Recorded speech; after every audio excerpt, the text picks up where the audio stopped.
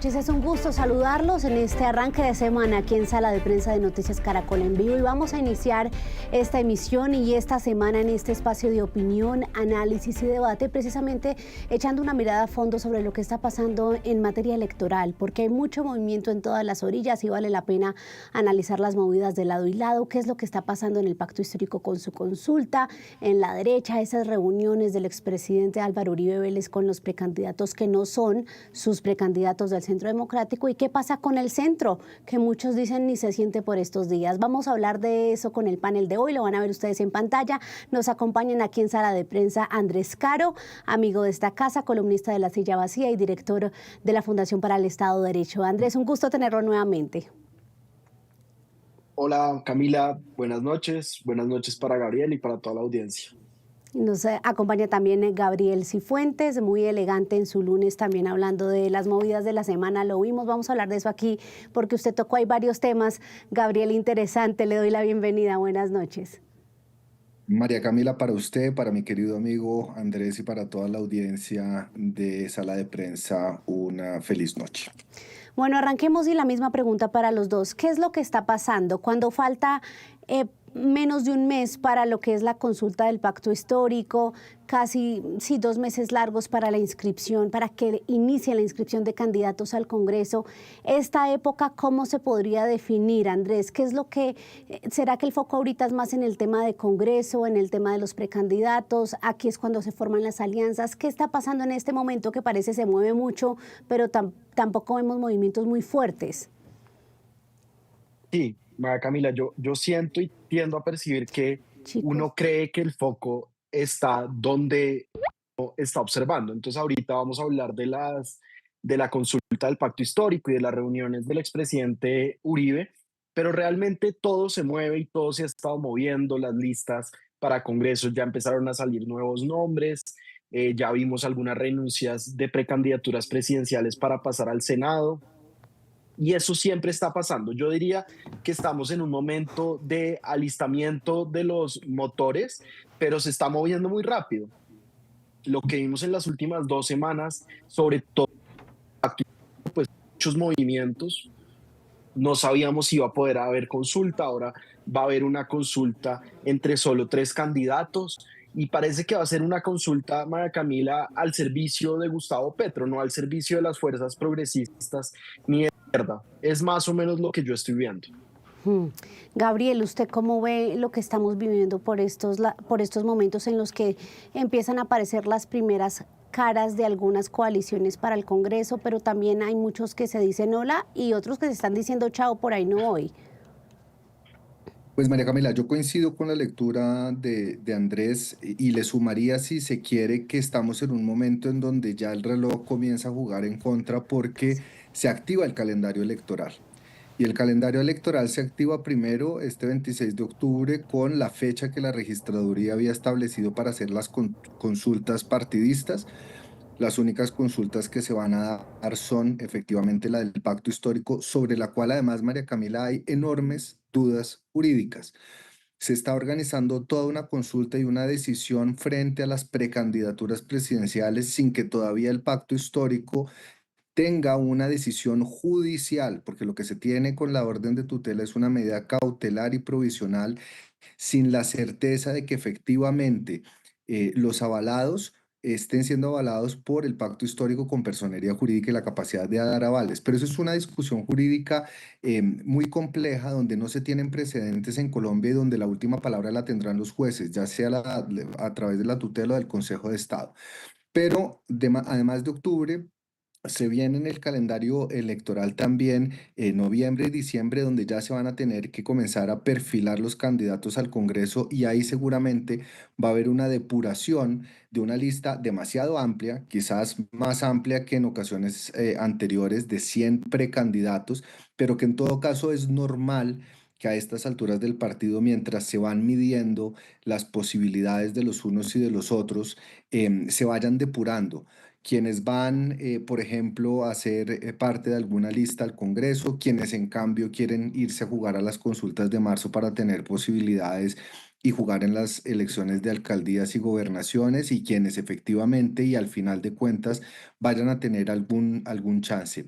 Mi sensación, María Camila, y con esto concluyo, es que todo está muy abierto, que en la izquierda y en la derecha por lo menos ya se están definiendo unas hojas de ruta para llegar con candidatos medianamente sólidos y competitivos, y sigue habiendo una gran incertidumbre en el centro o el denominado centro político, en donde todavía no parece que se encuentra un camino y se les está agotando también el tiempo porque la organización, tanto de la izquierda como la derecha, va generando tracción, va generando conversación, va generando opinión pública y se van perfilando candidatos que pueden resultar atractivos para ambos espectros del ideario político y que pueden comenzar también a capturar el interés de quienes estarían matriculados en el centro, el electorado del centro. Sí, a todas estas yo a ustedes dos no les he preguntado. No sé qué opinan o cómo analizan que tengamos 107 precandidatos en este momento. Hay quienes dicen que eso muestra la fortaleza y cómo nuestra democracia es como un roble fuerte que sostiene muchos bajo sus ramas, pero pues hay quienes dicen que es totalmente ridículo y sí, y pintoresco, Andrés, que haya 107 precandidatos. ¿Usted cómo lo ve? No, pues, María Camila, es absolutamente ridículo y pintoresco y no muestra la fortaleza de nuestra democracia, sino la debilidad del punto central de una democracia liberal moderna, que son los partidos políticos. Lo que estamos viendo acá con 105 candidatos es lo que las democracias con partidos políticos sólidos hacen tras bambalinas, que es filtrar. Entonces, si Gabriel, usted y yo tenemos un partido político, pues los tres no nos lanzamos. Creamos un acuerdo, de alguna manera, un mecanismo para decidir y salimos solo con uno, con Gabriel o con María Camila. Entonces, acá, como no hay partidos políticos pues, y como el liderazgo político de esas instituciones que son tan importantes en una democracia moderna, pero que están tan desprestigiadas y que son tan débiles en Colombia, para hacer política, son muy útiles para hacer politiquería, pero muy malas para hacer política, pues lo que estamos viendo es esta dispersión de y realmente hay candidaturas ridículas y hay candidatos ridículos y no podemos dejar de pensarlo ni de decirlo. Esto no es como un supermercado en que qué bueno que tenemos 105 marcas de sopa para escoger, ni funciona así la democracia. Necesitamos partidos políticos que concentren ideológicamente a los posibles candidatos y a sus posibles votantes y que ofrezcan un número de opciones viables. Y en eso nuestro sistema político está fallando y está fallando gravísimamente. Entonces, pues, María Camila, a mí, yo sí estoy más bien del lado que piensa que esto es ridículo. Y usted, Gabriel, lo escucho. A mí lo que, es decir, la pluralidad de voces en una democracia sobre el papel debería ser algo bueno. Lo que pasa es que en Colombia la democracia se ha venido debilitando. ¿En qué sentido? Hoy tenemos 31 movimientos o partidos políticos. Eso simplemente lo que indica es que no hay, digamos, partidos que estén representando posiciones ideológicas y programáticas claras, visiones de país claras, sino que hay una serie de cascarotes que sirven para dar avales y que se convierten en maquinarias electorales, y eso atomiza muchísimo el palmarés de candidatos, de listas al Congreso, marea a la ciudadanía, y el hecho de que haya 107 candidatos, que en apariencia podría ser algo bueno porque significa que hay muchas voces que quieren participar en el debate público, lo que a mí me parece es que desdibuja el perfil de quien verdaderamente podría llegar a ser presidente. Si uno ve las hojas de vida de estos 107 candidatos, uno se encuentra con advenedizos, uno se encuentra con personas que no tienen ninguna trayectoria pública, que no tienen ningún reconocimiento y que sin lugar a dudas no estarían capacitadas bajo ninguna circunstancia para manejar un país tan complejo como Colombia y con las necesidades que se tienen hoy en día. Entonces, utilizar los escenarios electorales para buscar otros fines distintos a la posibilidad verdadera de generar un debate y de ofrecer ideas y posiciones que puedan contribuir efectivamente a que a la ciudadanía en su sana lógica pueda escoger entre visiones de país claramente definidas, me parece que se pierde, genera demasiado ruido en el ambiente. Y además, yo le sumaría otra cosa.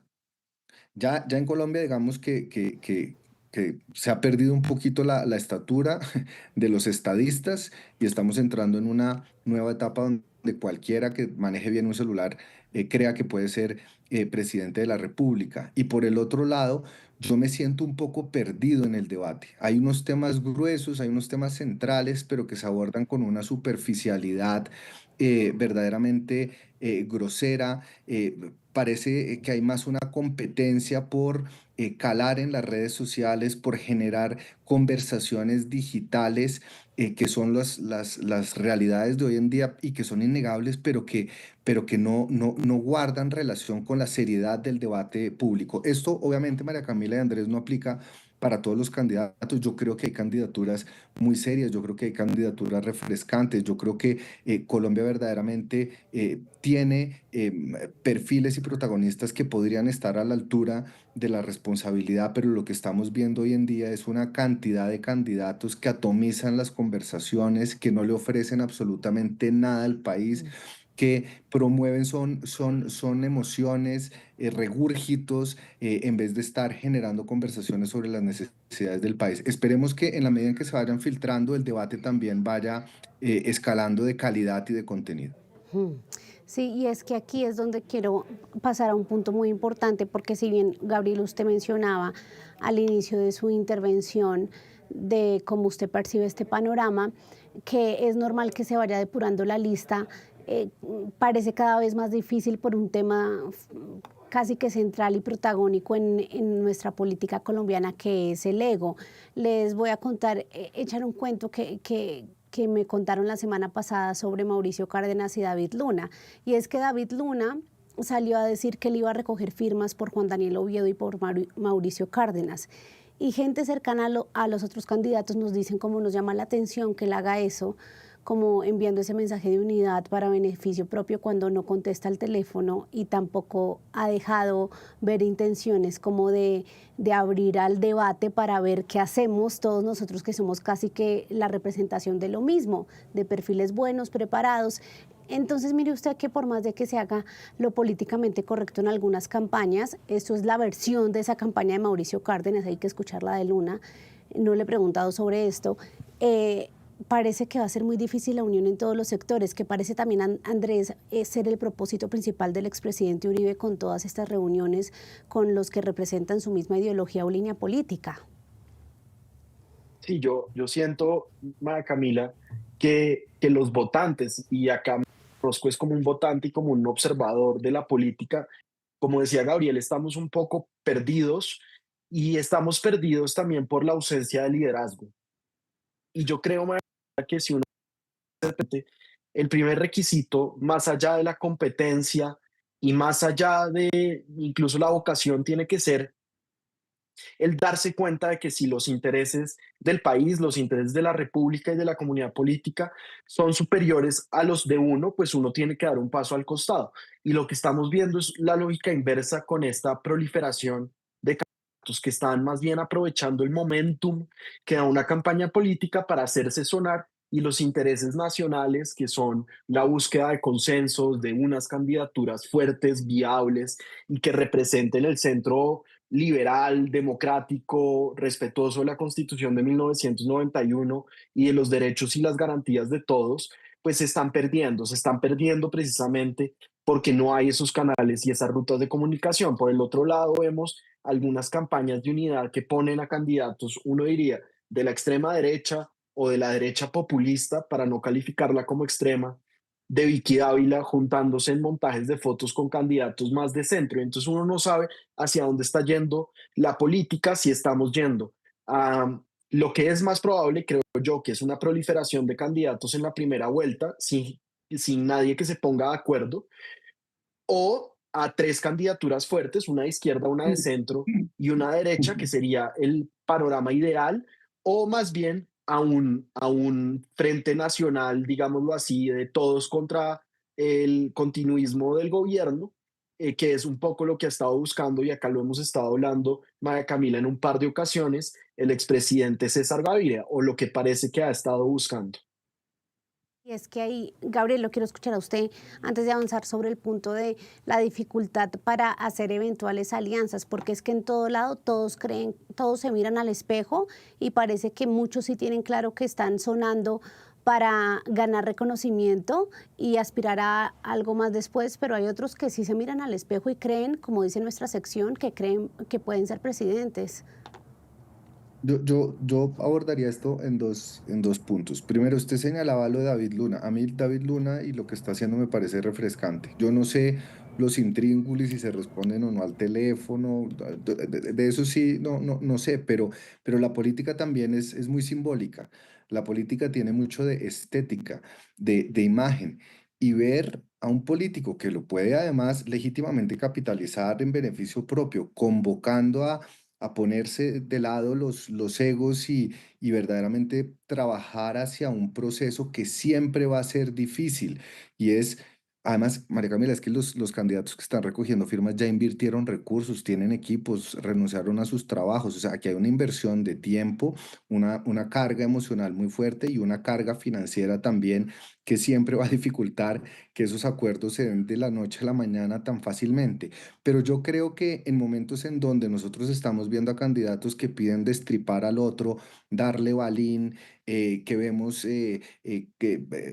ciudadanos que incitados por sus líderes escriben muerte a burgueses en los edificios, mejor dicho, en momentos en donde verdaderamente se ha degradado el debate público, donde en vez de estar buscando puntos de comunión, lo que se busca son excusas para atacar al otro, para aniquilar al otro, el mensaje político de buscar una unidad, de buscar unos consensos, a mí me parece positivo. Ya lo que pase tras bambalinas, María Camila, es diferente. Y el segundo punto, y yo acá, y hemos tenido discusiones también de esto, yo creo que a diferencia de lo que pasó hace 4 años, en la última encuesta de Inbamer de abril de hace 4 años ponía a Gustavo Petro con 38,5 puntos y le seguía Fajardo con 15. Es decir, la brecha entre el primero y el segundo, aún a 10 meses de las elecciones, aún a un año de las elecciones, era muy grande. Hoy en día nosotros, primero, no tenemos encuestas, es decir, estamos navegando a ciegas.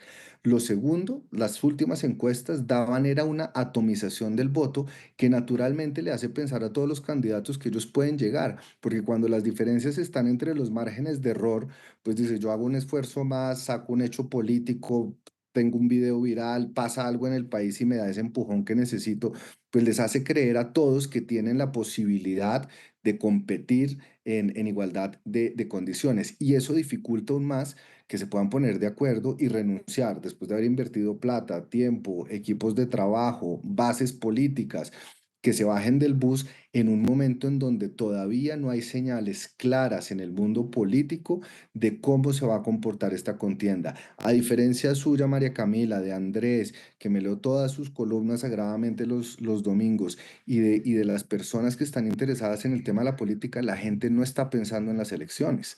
Entonces todavía es muy prematuro, sobre todo para los que creen tener una posibilidad y han hecho una carrera política en ese sentido, pretender que se vayan a bajar del bus. Lo que yo sí creo que está haciendo falta es que, como bien lo señalaba Andrés, haya una caracterización y un agrupamiento, si se quiere, ideológico o programático que permite identificar uno dónde va a estar sentado, ya sea para la consulta, ya sea para un acuerdo, ya sea para fijar unas reglas y un cronograma, decir, bueno, muchachos, si de aquí a diciembre no pasa esto, esto y esto, vamos a comenzar a depurar esa lista. Y fíjese que por razones totalmente distintas ya salieron cinco precandidatos de la izquierda en el pacto histórico. Esa lista ya se comenzó a depurar. Entonces, Mm. lo que uno tiene que ver es cómo, en qué momento y bajo qué criterio uno puede pretender y exigirle a los candidatos que están hoy en la calle, que han invertido tanto, que se bajen del bus. Sí, ahí quiero ya empezar a tocar los temas puntuales. Andrés, Juan Carlos Pinzón, ¿cómo ve Mm. este aterrizaje en la contienda? Bueno, que estaba cantado ya, pero teniendo en cuenta lo que se mueve alrededor, y es que muchos dicen es el gallo tapado, como dice Gabriel, del expresidente Álvaro Uribe Vélez para el mes de marzo. Juan Carlos Pinzón, ¿qué papel entra a jugar y si le funcionaría? Dicen que incluso ya ha recibido muchos recursos de algunos empresarios antioqueños. Pues Camila, eso sí, fingir sorpresa, porque yo llevo 6 meses en Twitter viendo videos de campaña de Juan Carlos Pinzón, que me parece que es uno de los buenos candidatos, una persona técnicamente preparada, que conoce dos de los problemas claves a los cuales se va a enfrentar el próximo gobierno, que son el tema económico y el tema de defensa y de seguridad, pero pues no fijamos sorpresa y no nos hagamos los ingenuos. Esto venía preparado, salió una carta y unas pancartas de empresarios antioqueños llamándolo a la campaña una especie de reemplazo de la figura de Miguel Uribe Turbay, del asesinado senador Miguel Uribe Turbay, y Álvaro Uribe ha mostrado su, digamos, yo no voy a decir, pero sí estas ganas de que entre como candidato. Y se entiende por qué, porque Álvaro Uribe tiene a los candidatos de su propio partido, tiene a los candidatos de la derecha, digamos más a la derecha de la derecha populista, que son Vicky Dávila y Abelardo de la Espriella, pero quiere jugar con un candidato también del centro, quiere un candidato centrista que pueda cumplir el rol de robarle votos a la persona que llegue del centro, a Sergio Fajardo o a Mauricio Cárdenas o a David Luna o a Juan Daniel Oviedo, la persona que usted escoja poner ahí. Y en ese sentido se entiende por qué. Ahora bien, Juan Carlos Pinzón nunca se ha lanzado a nada. Juan Carlos Pinzón, hasta las últimas encuestas a las cuales teníamos acceso antes de la ley Mordaza de encuestas, no figuraba, no había figurado. Entonces, pues vamos a ver si es este candidato tan formidable como algunos piensan que puede ser. Yo creo, María Camila, que en este país la plata alcanza hasta cierto nivel. O sea, una campaña con muchos recursos, con mucha financiación, no necesariamente es la que gana. Eso lo hemos probado infinitas veces. Total. Recordemos el knockout a Germán Vargas. Se necesita un candidato que pueda ganar votos. A ver si Juan Carlos Pinzón es esa persona. Yo creo que para todas las personas que tenemos un talante liberal, que queremos defender la Constitución del 91, sería un candidato muy refrescante que el de la derecha fuera él. Es decir, que la derecha, que en este momento viene tan amenazante con las propuestas de Vicky Dávila, de Abelardo de la Espriella, de Santiago Botero, termine confluyendo en alguien como Juan Carlos Pinzón. Eso sería buenísimo y sería muy favorable para la democracia colombiana. Vamos a ver. Mm. Gabriel, ahí quiero ya empezar a redondear este tema haciendo una mirada más amplia a la derecha, porque los encuentros del expresidente Uribe con Abelardo de la Espriella, con Vicky Dávila, incluso hoy me estaba viendo parte de un foro que él les organizó ayer, no a sus precandidatos, sino a Vicky Dávila y a Juan Manuel Galán, para simplemente él empezar en el Zoom y decir, vamos a escuchar las propuestas sin moderador ni nada de estos dos candidatos tan valiosos que respetamos tanto. ¿Qué podría estar planeando ahí un líder sí tan estratégico y que conoce a profundidad las dinámicas de la política como el expresidente Uribe con estas movidas?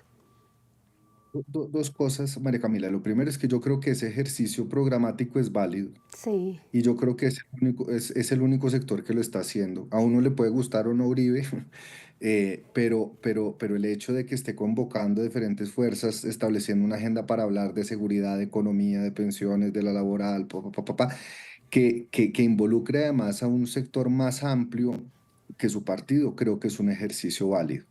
Lo segundo es que creo que el expresidente Uribe está en una situación muy extraña, porque yo creo que él está encartado con los precandidatos del Centro Democrático, que no parecen tener ningún chance, y tampoco quiere estar asociado o que lo asocien con, como bien lo señala Andrés, con los bien. candidatos de la derecha populista, Abelardo de la Espriella y Vicky Dávila, por una razón, y es que estos dos candidatos pueden despertar infinidad de pasiones, pueden representar las voces más aireadas de la derecha, pero para ganar la presidencia van a necesitar al centro. Y yo creo que en el escenario en donde Vargas Lleras no sea candidato por sus temas de salud, Pinzón, que además fue su fórmula vicepresidencial por allá en el 2018, 2014, no, en el 2018, Pinzón le gusta a los empresarios, le gusta a Vargas Lleras, le gusta a Uribe, no asusta al centro moderado, y si llega a tener éxito, igual de taquito se mete la derecha populista que representan Vicky Dávila y Abelardo de la Espriella. Entonces, lo que yo creo que Uribe está haciendo es, primero, entender que se tiene que tirar un poco más al centro para no perder, y segundo, que un candidato como Juan Carlos Pinzón, que en todo caso está todavía en rodamientos, está en periodo de prueba, podría ser ese puente entre la derecha que él representa y que está tratando, digamos, de depurar un poco, mostrándose más abierto frente a otros sectores, sectores importantes empresariales, y un centro que hoy está clamando no solo un candidato con experiencia, sino con hoja de vida y que tenga un enfoque muy, digamos, certero frente al tema de la seguridad, que sin lugar a dudas es uno de los temas de mayor preocupación para los electores. Sí, en medio de todo lo que dice Gabriel es cierto, ¿no, Andrés?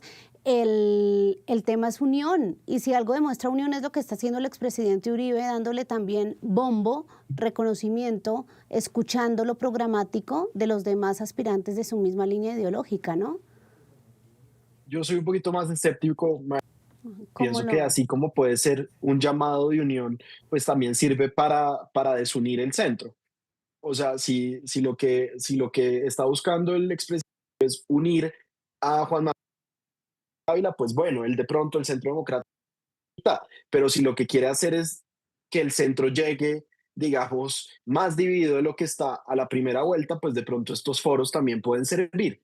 Yo no sé cuál sea su estrategia. Yo creo que él es una persona que piensa con múltiples estrategias y que no tiene una sola ruta ni un solo camino, sino que tiene varios. Entonces, pues, mejor dicho, a mí me parece que estos foros pueden ser importantes o ir a los candidatos en otros partidos súper bien, pero de pronto la consecuencia política de eso es que va a haber gente de centro que va a decir, ah, Juan Manuel Galán entonces es uribista y salió con Vicky Dávila a hablar con el presidente Uribe, yo no voto por él, me voy a donde Claudia López o lo que sea. Entonces también de pronto lo que sirven estos foros es para del centro de llegar con un candidato único, que es lo que algunos de nosotros esperaríamos. Ujú. Quisiera seguir hablando de la derecha porque hemos hablado mucho en los últimos días de la consulta del pacto histórico, pero es que lo que está pasando ahí también está muy bueno y tenemos que tocarlo antes de cerrar. Gabriel, el tema, a mí lo que más me impresiona en medio de todo esto es que Gustavo Bolívar esté cobrando tanta relevancia en otros sectores, y él mismo nos lo contó en una entrevista aquí hoy, que incluso le han hecho propuestas de otros sectores ya, por pararse en la raya con un tema como el de Daniel Quintero. Dice Bolívar, respeto el acuerdo de apoyar a quien gane la consulta, si gana Carolina Corcho o Iván Cepeda, pero me lanzo a la consulta interpartidista de marzo y se lo dejé por chat al presidente Gustavo Petro, que no me ha leído, si el ganador es Daniel Quintero, porque el progresismo necesita una opción válida y no contaminada por fuerzas políticas cuestionadas. ¿Cómo ve esa movida de Bolívar, Gabriel? Pues me parece una movida hábil, pero él estuvo también y trabajó años en un gobierno al lado de Armando Benedetti, de Olmedo López, o sea, mejor dicho, escandalizarse por los escándalos de corrupción de Daniel Quintero cuando constantemente está emulando el gobierno de Gustavo Petro y al presidente Petro, que ha tomado decisiones muy delicadas y que ha puesto a personajes muy cuestionados, pues me parece que hay ahí como un contrasentido que no termina de cuajar, o se explica simplemente para efectos de sentar una posición y capitalizarla políticamente. Creo sí que la decisión ha sido inteligente, no solo porque seguramente ya estaba anticipando que en una consulta con Daniel Quintero, que se trae además estructuras políticas de partidos tradicionales, recursos que el mismo Bolívar dice que ninguno de los otros candidatos tiene, podría derrotarlo en esta consulta interna. Y además de eso, porque deja abierta la puerta para participar en el Frente Amplio del mes de marzo, quizás con mayores chances, justamente por toda esta posición que está asumiendo, una posición de integridad, una posición de lealtad con los principios del progresismo, mostrándose desabrochado y genuino y sincero como se presenta también ante los medios. Así que yo creo que esto tiene una estrategia política, pero creo que el pecado original es acusar a Daniel Quintero por los escándalos de corrupción que va en contra de sus principios y sin embargo haber estado 2 años sentado en un gobierno donde en todo caso ha habido escándalos de corrupción muy serios. Ahí es donde yo encuentro que no hay mucha coherencia en lo que está diciendo. Quiero escucharlo para terminar, Andrés, con ese tema de Gustavo Bolívar, sumándole otro componente que literal es el que más como que espicha la herida abierta del pacto histórico, y es que el presidente Gustavo Petro se la jugó toda por Quintero. Sí, uno no sabe si se la jugó toda por Daniel Quintero, por Iván Cepeda o por Roy Barreras en marzo. Yo creo que Gustavo Petro en eso está en una estrategia igual de múltiples caminos y va a ver cuál es la que más le sirve y la que más le serviera tener una consulta más concentrada y acotada en los meses de 2025. Yo quisiera agregar una cosa que dijo Gabriel, y es que pues Gustavo Bolívar ha sido el gran defensor de un gobierno que ha sido profundamente corrupto, un gobierno que ha sido profundamente irresponsable, no solo con los problemas del país, sino con los recursos públicos, que se los ha gastado en corrupción desde la presidencia de la República, como lo ha dicho la Fiscalía General, y en el DPS durante Gustavo Bolívar, pues se usaron recursos públicos para hacerle publicidad a Gustavo Bolívar. Entonces, en la política las cosas no son binarias. Sin duda, Gustavo Bolívar es una persona más honesta que Daniel Quintero, pero yo tampoco lo voy a poder poner en un pedestal moral, ni voy a dejar que me lo pongan en un pedestal moral por las razones que decía Gabriel. Entonces yo creo que él está haciendo un acto de campaña, yo creo que hay unas preocupaciones que él tiene que son profundas, que probablemente si él no fuera tan leal con el presidente Gustavo Petro, él habría durado mucho menos en un gobierno que llegó a los niveles tan terribles de corrupción como el gobierno de Gustavo Petro, pero pues ahora lo que está haciendo es política después de haber hecho mucha politiquería en el DPS. Pues bueno, con estas reflexiones sobre Gustavo Bolívar, suspendemos este análisis, y digo suspendemos porque vamos a citarlos nuevamente a sala de prensa, invitarlos más bien, porque no es obligación, esta semana para hablar del centro. Lo que está pasando en el centro también es muy interesante, pero se lo quedamos debiendo a nuestros usuarios. Andrés, Gabriel, muchas gracias por acompañarnos y por estos minutos. Muchas gracias a usted y a Gabriel. Un abrazo. Nos vemos pronto. También les recomendamos, en nuestra página web están las movidas de la semana de Gabriel Cifuentes esta mañana en nuestra emisión de la mañana. Hasta aquí Sala de Prensa. Quédense conectados con la programación de Noticias Caracol en vivo. Feliz noche, feliz lunes.